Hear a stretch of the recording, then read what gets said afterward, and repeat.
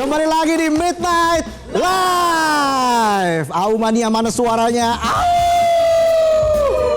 Baik pemirsa, dan di segmen kali ini kita akan menghadirkan. Wis. Ekspresinya mana itu? Siapa ini? Pelukis ya? Sutradara dong. Oh, kirain pelukis. Masa pelukis? Aduh. Ya, kalau- ya. Ambil. Kalau sutradara berarti punya film dong? Punya, ini naskahnya udah saya bikin nih. Oh. Tuh, naskahnya udah saya bikin. Apa filmnya apa? Ini bercerita tentang seorang pemuda yang tidak pernah ingkar dalam membantu teman-temannya lulus sarjana. Apa itu judul filmnya? Janji Joki ini udah saya bikin. Ya.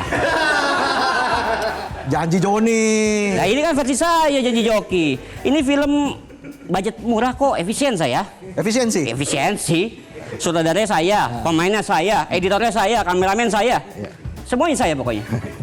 Film apa vlog? Ya kan di YouTube juga tayangnya. Ya udah deh, daripada kita ngobrol ngalur ngidul kayak begini, mending kita undang nih salah satu sutradara terbaik di Indonesia. Wah, siapa itu dia? Siapa dia? Ini dia, kita sambut ya, Mas Joko Anwar. Terima kasih. Selamat datang, Terima kasih, Mas Joko terima kasih, Anwar. terima kasih. Terima kasih sudah Terima meluangkan kasih. waktunya di Midnight Terima kasih Live. sudah diundang. Ya, congrats sekali lagi, hari ini Terima kasih. rilis Pengepungan di Bukit Duri ya. Kita harapkan filmnya sukses nanti. Iya, ya. amin. Amin. Oke. Kalau lawan dia apa saya ngeri deh. Mending saya cabut aja deh. Enggak, Kemana? kayaknya lebih convincing dia. Ya udah deh, gue pulang aja deh. Oh jangan. jangan, jangan. Ya. Mau kemana? Nyari modal ke PFN. Mengapa selalu aku yang mengalah? Ya, oke deh. Kita tepuk tangan sekali lagi untuk Mas Joko Anwar. Silakan duduk. Apa kabar? Baik, Mas Mas Joko Anwar. Apa Luar kabar? biasa. Sehat saya. Aduh, Kenapa? Kok gelisah sudah sih? lama banget pengen diundang ke sini. Ah, Cie, masa? Setelah gue tonton terus. Ini programnya baru 2 bulan kok. Oke, sekali lagi congrats Mas Joko Anwar. Terima kasih, Reza. Hari ini tanggal 17 April film Pengepungan di Bukit Duri rilis. Wey. Banyak yang nggak tahu nih ya, ini fakta menarik. Apa tuh? Mas Joko Anwar ini ternyata lulusan ITB. Jurusannya Aeronautical Engineering. Yes. Ngerti nggak Aeronautical Engineering? Harusnya bikin pesawat tapi bikin film box office. Yeah. Jadi kuliah dulu hanya cari ijazah atau gimana nih? Cari ijazah tapi asli. Ya. Ya. Memang ya memang sekarang lagi rame ya, ada yang nggak asli. Katanya palsu, tapi asli ya. Asli. Hilang tapi. Ya. Cek lagi di lemari kali ada. Jadi kenapa bisa dari Aeronautical Engineering akhirnya memilih film? Film. Sebagai Kalau mata pencarian. aku dulu sebenarnya kepingin masuk sekolah film, tapi ternyata sekolah film itu mahal pada waktu itu ya. Sehingga aku memutuskan untuk masuk ke ITB karena ada ekskul bikin film untuk mahasiswa gitu. Gara-gara ekskul itu masuk ITB? Tapi nggak keterima juga di ekskul itu. Kok bisa? Bodoh kali. Wah, masuk ITB loh, dia orang pinter loh, cerdas. Karena pada waktu itu aku nggak mau ngikutin arahan untuk di ospek dulu untuk masuk ke ekskul dan aku menolak untuk itu, jadi nggak masuk aja.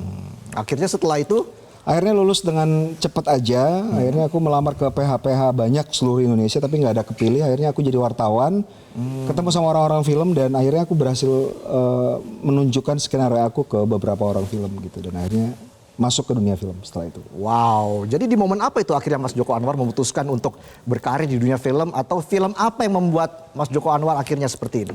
Aku dulu waktu kecil banyak nonton film, tapi ada satu film yang membekas banget. Judulnya Pengabdi Setan. Ya. Karena nonton film itu impactful banget. Kayak kok film bisa memberikan impact sebesar itu ya. Ya. Gitu. Jadi aku pengen membuat film karena ingin memberikan efek yang sama kepada penonton. Itu tahun 82 aku nonton ketika aku masih berumur 6 tahun. Dan itu membekas banget, jadi kepengen bikin film gara-gara itu. Iya. Gitu. Usia 6 tahun dan nonton film horor ya. Makanya sekarang otaknya waras banget gitu. Nggak bikin film juga sekarang yang baik-baik aja. Romantis, gitu kan. masa. Menghangatkan hati. Dan juga kalau kita lihat Mas Joko Anwar ini kan sampai di titik ini banyak perjuangannya ya. Yes. Bagaimana tuh Mas Joko Anwar cerita soal perjalanannya menjadi salah satu sutradara terbaik loh di Indonesia? Masa sih? Iya dong. Perjuangannya mungkin gini, karena kalau kita bikin film kan dari awal kita harus tahu kita mau bikin film seperti apa. Iya. Kalau aku dari awal sudah tahu bahwa aku hanya akan bikin film berasal dari keresahan gitu. Jadi ada yang ingin aku sampaikan tentang apa yang aku rasakan di lingkungan kecil seperti persahabatan, keluarga, atau lebih besar lagi negara gitu. Jadi selalu bikin film berdasarkan respon yang aku rasakan sebagai orang yang tinggal di Indonesia. Jadi mungkin itu kan nggak gampang ya. Kadang-kadang kan pemilik modal ketika di awal karir aku hanya mau membiayai film-film yang lebih aksesibel, lebih komersil, tapi aku tetap di jalurnya. Memang perjalanan di awal-awal agak sulit, tapi sekarang udah lebih gampang sih. Oke, jadi tetap fokus ya. Fokus. Fokus itu dia, harus fokus. Kalau bikin film nggak fokus, nanti orang nggak bisa ngelihat karena gambarnya buram. Nah iya benar. Harus fokus juga, fisik mental harus fokus. Karena kalau kita dalam berkarir itu kan, ya kita maju tapi jangan menyingkirkan orang lain. Kita terbang tinggi jangan menjatuhkan orang lain. Penting. Penting itu, profesional. Betul, ya. Oke, lanjut lagi. Lanjut. Oke. Ya benar kata Mas Joko Anwar, bikin film harus cuan. Tapi ketika itu berbenturan dengan idealisme, Ya. itu gimana tuh? Enggak, kita bisa kok menghasilkan uang dengan punya idealisme. Kita mau bikin film apa aja, kan aku juga kalau bikin film sebenarnya selalu ada real intent, kayak ada sesuatu yang ingin disampaikan. Tapi filmnya itu diceritakan dalam genre yang aksesibel buat masyarakat. Misalnya ketika aku bikin film horor, sebenarnya bukan film horornya yang menjadi highlight, tapi misalnya kayak Pengabdi Setan gitu ya. Pengabdi Setan kan tentang seorang perempuan yang merasa bahwa dia hanya akan dianggap sebagai perempuan seutuhnya kalau misalnya dia punya keturunan, sehingga dia bersekutu dengan external forces supaya mendapatkan keturunan. Ini kan ceritanya real intent terjadi gitu di Indonesia. Jadi walaupun genre-nya horor tapi ceritanya itu cerita yang memang relevan dengan Indonesia. Iya. Gitu. Sampai saya juga nggak bisa tidur itu. Bisa nonton Pengabdi Setan ya. Kenapa? Terngiang-ngiang Mas Joko Anwar. Apanya? Apalagi suara belnya itu. suara bel. Aduh. Padahal tukang sekoteng lagi lewat. Tapi saya nggak bisa. Nggak bisa tidur deh pokoknya. Aku bawa kok sekarang ini. Aduh jangan. Oke nih kita bicara sekarang soal film yang rilis hari ini, Pengepungan di Bukit Duri. Luar biasa. Ini persiapannya berapa lama Mas Joko Anwar? Skripnya sendiri sudah selesai tahun 2007. Baru diproduksi 2024 jadi 17 tahun. 17 tahun? 17 tahun. Tapi ini film ke-11 ya? Film ke-11. Film ke-11 Mas Joko Anwar, kalau kita lihat Mas Joko Anwar tuh kalau film persiapannya memang panjang-panjang. Panjang. Ya? Kenapa tuh? Aku udah 20 tahun bekerja di film dan baru punya 11 film, jadi satu film itu 2 tahun. Jadi aku hanya mengeluarkan film setiap 2 tahun sekali. Karena memang persiapannya panjang. Persiapan untuk nulisnya panjang, persiapan filmnya panjang, syutingnya setelah selesai juga post produksinya juga panjang gitu. Supaya ya memberikan yang terbaik lah gitu, nggak asal. Karena aku percaya bahwa sebagai seorang filmmaker di Indonesia kita bukan cuma memikirkan keuntungan sesaat, yang penting bikin film laku tapi juga ada kontribusinya. Kalau aku percaya bahwa setiap dari filmmaker di Indonesia harus mengeksplor cara bertutur, genre, isu, sehingga ruang lingkup untuk kita berkarya itu menjadi lebih luas. Gitu. Apakah itu membuat circle dari Mas Joko Anwar ini juga ya itu aja gitu maksudnya dalam pembuatan film? Ya bisa dibilang aku bekerja sama dengan banyak kru yang sama sejak beberapa belas tahun yang lalu karena sudah lebih gampang komunikasinya dan satu visi. Tapi selalu ada orang-orang baru yang bergabung. Terutama kalau misalnya kita bikin film seperti di Pengepungan di Bukit Duri, para pemain yang baru saja bergabung di perfilman aja tuh ada dan banyak. Apalagi orang-orang yang memang sudah jadi aktor tapi belum pernah kerjasama dengan kita gitu. Jadi aku selalu berusaha untuk dalam setiap produksi selalu melahirkan either filmmaker atau aktor baru. Paling enggak 30% harus orang baru gitu. Buat regenerasi juga ya? Regenerasi dan menjaga supaya perfilman kita tetap fresh. Jadi penonton tidak melihat yang itu aja. Oke, beri tepuk tangan sekali lagi Mas Joko Anwar. Kita langsung lihat trailernya berikut ini. Film Pengepungan di Bukit Duri berikut ini. Yes.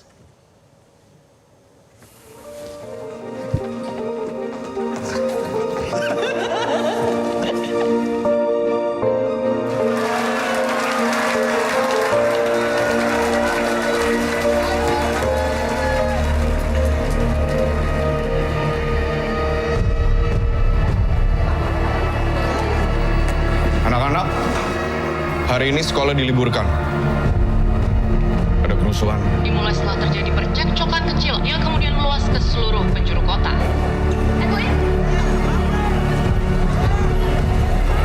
Negara kita itu kayak kaca yang paling tipis.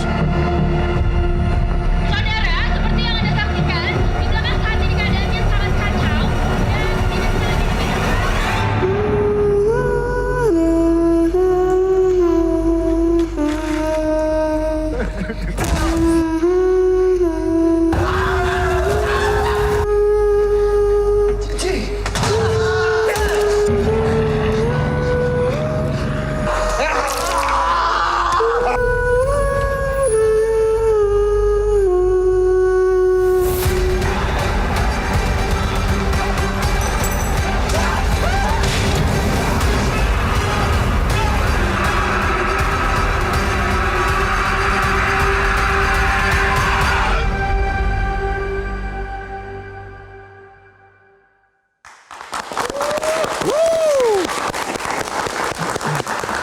Dari trailernya aja udah bikin deg-degan ya.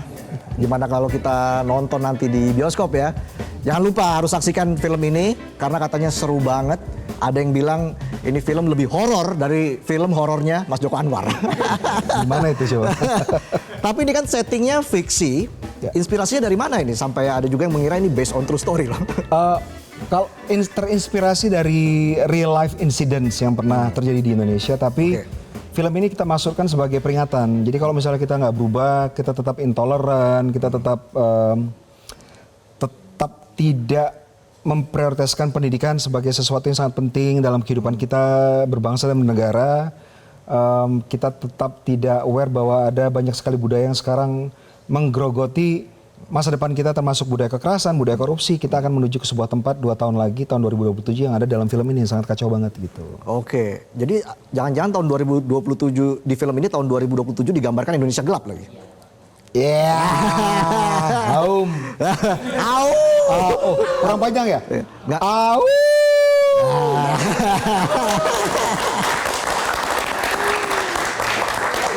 Oke, dari pemilihan casting apa tantangannya? Tantangannya harus yang terbaik. Jadi mereka yang terpilih untuk memerankan setiap karakter di Pemumpungan di Bukit Duri itu mengalahkan puluhan kandidat. Dan kita kepingin mereka bukan cuma jadi karakter yang, bukan jadi aktor yang memerankan karakter, tapi memang orang-orang yang memang punya concern yang sama gitu. Jadi orang-orang yang memerankan karakter-karakter di Pemumpungan Bukit Duri, mereka juga adalah orang-orang yang memang memiliki keresahan gitu. Mereka aware bahwa ada banyak sekali isu yang terjadi sekeliling mereka di lingkungan baik di lingkungan kecil seperti kota atau negara, dan ini nanti akan dicerminkan dari cara mereka berinteraksi satu sama lain gitu. Nah, menarik nih, kita bahas lebih lanjut lagi tapi usai jeda ya. Ya. Kami akan kembali saat lagi, tetaplah di Midnight Live.